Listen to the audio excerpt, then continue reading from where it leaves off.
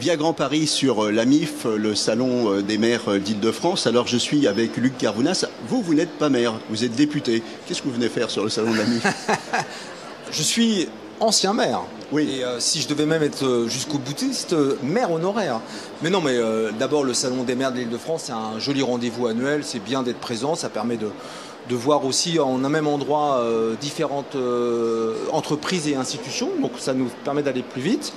Mais puisque vous me rappelez que je suis député, vous savez, on en a fait des bêtises dans le dernier quinquennat. Et je pense que ce qui manque, et on le voit bien aujourd'hui au Parlement, c'est ce lien et cette expertise territoriale dans l'hémicycle à l'Assemblée nationale. Voilà, moi c'est ce qui m'intéresse, parce que vous avez été maire, vous êtes aujourd'hui député. Alors comment un député doit travailler avec ses maires et comment les maires doivent travailler avec un député pour que tout ça soit fructueux?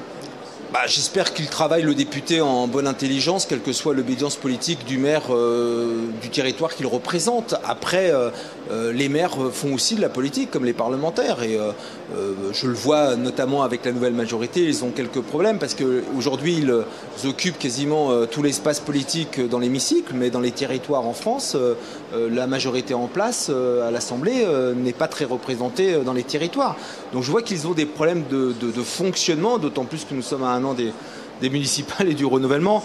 Mais tout ça, au-delà de ce que je suis en train de vous signaler, je pense que nous devrions, au moment où on réfléchit aux institutions, je le dis, ça va être discret, je ne vais pas aller dans le sens du vent, mais je pense que le député maire, le sénateur maire, cela avait du sens pour l'expertise territoriale et la fabrication de la loi, parce que finalement, le seul métier qui a été banni des assemblées, au Sénat comme à l'Assemblée nationale, c'est le métier de maire. Et moi, je revendique que maire, c'est un métier H24. C'est pas un job au milieu du reste. C'est être au contact de ses concitoyens 24 heures sur 24 et d'avancer sur des politiques publiques. Donc ce que vous nous dites, si j'ai bien compris, c'est que vous êtes pour le retour du député maire ou du sénateur maire. Moi, je n'ai pas voté le non-cumul des mandats. Moi, je suis non seulement pour le retour du cumul maire et parlementaire, mais j'étais aussi, et je l'avais écrit d'ailleurs dans un ouvrage, pour le non-cumul dans le temps. Et j'entends de la nouvelle majorité qu'ils aimeraient inscrire pas plus de 3 mandats consécutifs.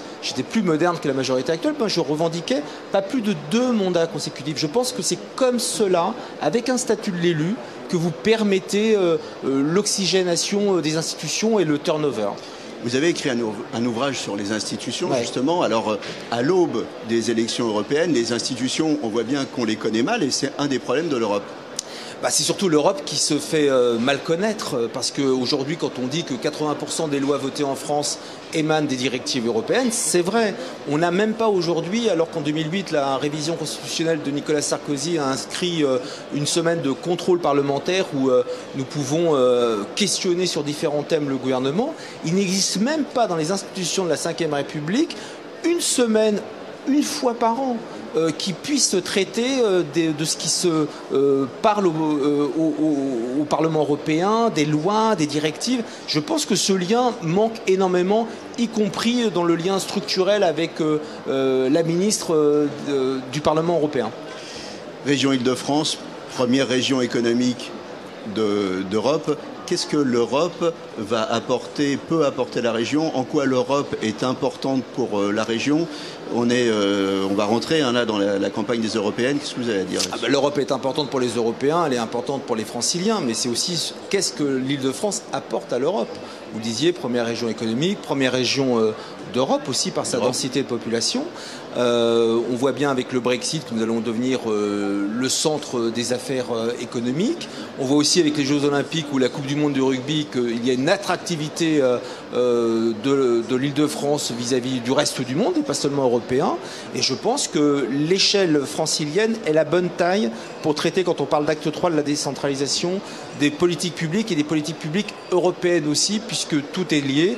Et je pense qu'il faut qu'on trouve un souffle de fonctionnement politique qui manque un petit peu depuis 2015 à l'Île-de-France. Luc Carvounas, merci d'être passé sur le plateau de Via Grand Paris. Merci de votre invitation.